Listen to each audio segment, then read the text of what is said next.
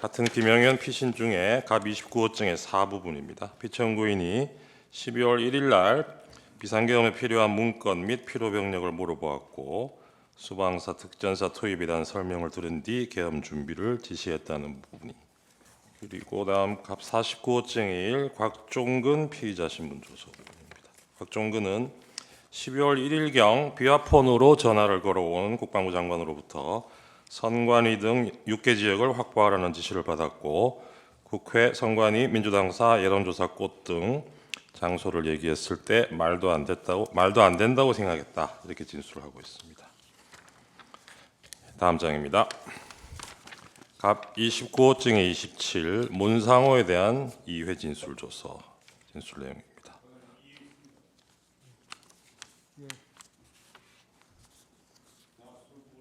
말고 형사소송법을 준용하라고 명시하고 있습니다.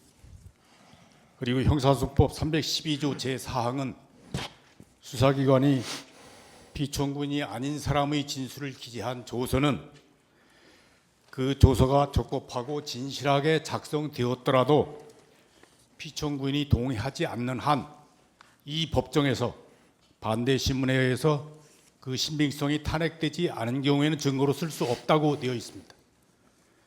지금 그리고 이 법정에 나온 증인들은 수사기관에서 작성된 진술 조서의 내용이 사실과 다른 부분이 있어서 형사 절차에서 엄격하게 다툴 필요가 있다고 분명히 증언했습니다. 그런데 이 법정에 나오지 않은, 증인으로 나오지 않은, 그래서 피청구인 측에서 반대 신문으로 신빙성을 탄핵할 수 없는 그 진술 조서에 대해서 증거 조사하는 것은 이 법률에 위반된다고 생각됩니다. 그런 조서들의 진술 내용은 증거 조사 대상에서 제외시켜 주시기 바랍니다. 만약에 그런 진술 조서의 진술 내용까지 증거로 조사한다면 형사 재판 절차에서는 증거로 쓸 수 없는 것을 탄핵 심판 절차에서는 증거로 썼다는 비난을 면하기 어려울 것입니다. 이상입니다. 예, 답변 드리겠습니다. 그 증거에 대한 재판부의 증거 결정은 이미 제4차 기일에 이루어졌습니다. 따라서 지금 이 신청을 하는 것이 기간을 놓친 게 아닌가 하는 생각도 들고, 이미 그 점에 대해서는 2차례 이상 재판부 의견을 밝혔기 때문에 증거조사 채택한 것은 그 소리에 대해서 증거조사를 택한 것이지 진술 내용에 대해서 증거조사를 채택한 것은 아닙니다. 진술 내용은 증거 능력이 없기 때문에 그 증거조사할 수 없습니다. 계속하시죠. 네. 다음 29호증의 25 여인영에 대한 진술조서 2회 중에 인용 부분입니다.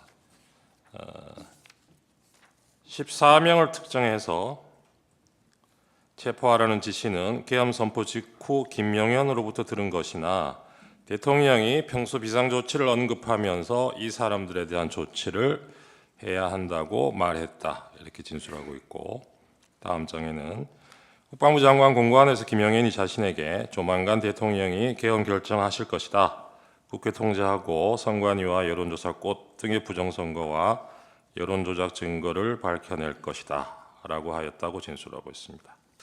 다음 계엄 당일날 7시 삼청동 안가 모임에 대해서 관련 증거를 말씀드리겠습니다.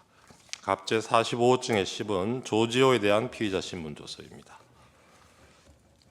여기 내용에 12월 3일 당일날 7시에서 7시 30분경 사이에 안가에서 피청구인 김용영, 김봉식을 만났고 피청구인이 종북 좌파 세력 때문에 나라가 상당히 혼란스러우니 오늘 밤 비상계엄을 선포해야겠다라는 말과 현 상황에 대한 불만을 얘기한 내용이 진술되어 있습니다. 피청구인이 함께 있는 자리에서 김영현으로부터 2200 국회, 2300 민주당사, 여론조사꽃, MBC 등 시간대와 10여 곳이 넘는 기관들 이름이 기재된 A4 용지 한 장을 건네받았다는 내용을 진술하고 있습니다. 갑제 36호증의 2 이상민에 대한 피의자 신문조서, 계엄 사유에 대해서 계엄 상황이 아니다, 국민들이 받아들일 수 없다, 다른 국무위원들도 반대하고 있다고 이런 이야기를 드렸다라고 하고 있고요. 그리고 이게 40년 만에 있는 건데 비상계엄이라는 것이, 이 관련해서 생각해 본 적도 없고 비상계엄이 대한민국에서 이루어질 것이라고 생각하는 사람은 없을 겁니다. 이런 취지로 진술하고 있습니다. 이상민을 비롯해서 거의 모든 국무위원이 계엄 선포 사유가 없다고 진술을 하고 있습니다. 2025년 2월 6일자 국회 국정조사특위 회의록 중에 내용입니다. 여기서 한덕수 총리가 증언을 했는데요. 이 비상계엄 선포 전 개최된 회의는 워낙 절차적, 실체적 흠결이 많아서 정식 국무회의라 보기 어렵다. 다음 장에 최상목 권한대행도 같은 날 출석을 해서 피청구인이 국무회의 의안이라고 주장하는 김영현 증언도 그렇게 얘기했던 계엄 선포문이라는 것을 본 적이 없고 해당 내용에 대해서 심의가 이루어지거나 안건이 올라온 적도 없으며 자신은 이날 회의를 국무회의라고 생각하지 않는다라고 명확히 진술을 했습니다. 한덕수 총리도 개최 이날 회의에서 포고문을 본 적이 없다고 진술을 한 바 있고요. 박한수 계엄사령관은 포고령을 발령한 23시 23분경 무렵 피청구인이 비화폰으로 직접 전화를 걸었다고 진술하였습니다. 피청구인은 박한수 계엄사령관에게 포고령이 하달되었는지를 물었고 포고령이 하달되었다고 하자 포고령 관련 내용을 조지호 경찰청장에게 알려주라고 피청구인이 지시하였습니다. 피청구인 지시에 따라서 박한수 사령관은 조지호 경찰청장에게 전화를 하였는데 조지호 경찰청장도 박한수 사령관이 전화하여 포고령을 하달한 것을 언급하면서 국회를 전면 통제해달라고 요구했다는 사실에 대해서 시인하는 진술을 하였습니다. 경력 증언이 아니라 국회 통제를 지시한 것이 맞느냐는 수사기관의 질문에 대해서도 조지호 경찰청장은 자신이 국회의원 출입을 막을 법적 근거가 없다고 말하자 포고령을 언급하며 국회 통제를 요구한 것이 맞다고 재차 확인하는 답변을 하였습니다. 조지호 경찰청장은 포고령에 근거해 국회를 전면 통제하라는 지시를 김봉식 서울청장에게도 전달하였습니다. 김봉식 서울청장은 23시 36분경 조지호 청장이 전화하여 포고령이 선포되었으니 국회 출입을 전면 통제하세요 라고 지시를 내리자 국회 출입 전면 차단을 지시하고 23시 37분경에 국회 출입을 전면 차단하라는 무전을 직접 내려보냈다고 인정하였습니다. 특전사령부의 김세훈 항공단장도 707 특임단을 태운 헬기가 상공에서 승인이 보류되자 곽종근 사령관이 항공기들이 왜 홀딩하고 있어? 라며 질책하고 빨리 조치하라고 지시하였다고 진술하였는데 헬기의 신속한 투입이 곽종근 사령관에게도 작전 수행에 있어서 매우 중요한 부분이었음을 알 수 있는 증거입니다.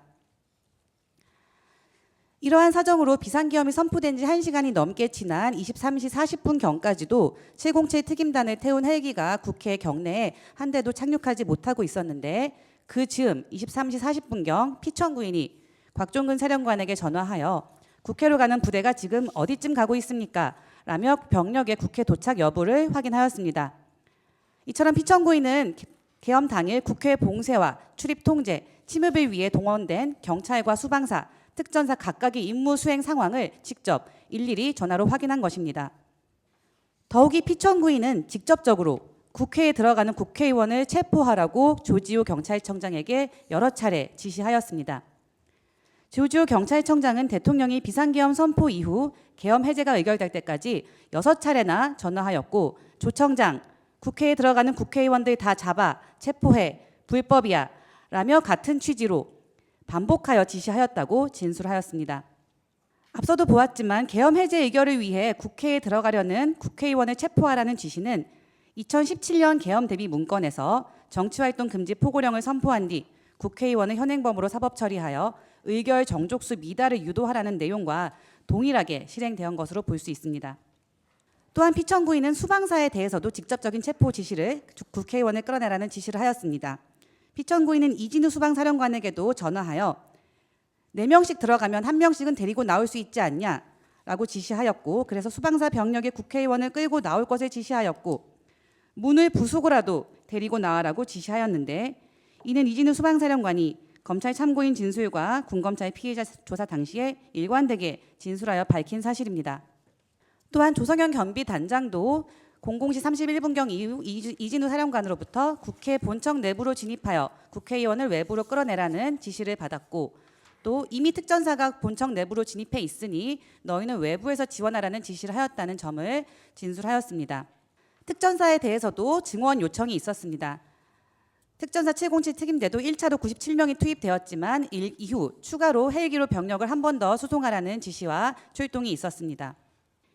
다음은 정치인, 법조인 등 체포 지시와 관련된 증거입니다. 김용현 장관은 비상계엄 선포 직후에 여인영 사령관으로부터 여인영 사령관에게 체포 대상자 명단을 불러주었습니다. 이재명, 조국 등 총 14명을 불러주었고 여인영 사령관은 김용현으로부터 이런 체포 대상자를 들었다고 진술하였습니다. 김용현 전 장관은 명단을 불러준 것은 인정하면서도 그것이 체포 지시가 아니었다고 주장하나 여인영 사령관은 김용현이 불러준 사람들을 잡으라고 말했다고 진술하였습니다. 어디 있는지 알고 잡냐고 물어보자 경찰에 물어보든지 해서 위치 파악을 하고 국회로 출동하라는 취지로 이야기를 하였다고 합니다. 그리고 여인영 사령관은 김용현 장관이 불러준 14명의 체포 대상자 명단 대다수는 평소에 피청구인이 부정적으로 말하던 사람들이라고 했고 각각의 사람들이 어떤 점에서 대통령으로부터 부정적 평가를 받는지까지 수사기관에서 진술하였습니다. 워낙 자주 부정적 평가를 들었던 사람들이라 명단을 외우기 어렵지 않다는 말까지 하였습니다. 또 여인영 사령관은 김용현으로부터 들은 이 체포 대상자 명단을 조지호 경찰청장에게 알려주며 위치 파악을 요청을 하였습니다. 조지호 경찰청장은 여인영으로부터 22시 30분경부터 40분경 사이에 통화한 사실을 인정하였는데 당시 여인영 사령관이 메모를 해달라고 하였고 이재명, 우원식, 박찬대, 정청래, 김명수, 권순일 등 15명을 불렀고 김동현이라는 이름은 처음에 경기도지사인 줄 알았는데 물어보니 김동현 판사이고 이재명 무죄 선고한 판사라고 하였다는 통화 내용을 진술하였습니다. 조지호가 진술한 이러한 통화 내용과 체포 대상자에 대한 설명은 매우 구체적입니다. 여인영 사령관은 이 사람들에 대해 체포할 건데 위치 파악을 해달라고 부탁하였는데 조지호 청장이 우리가 할 수 없다고 부정적인 의견을 피력하였다고 합니다.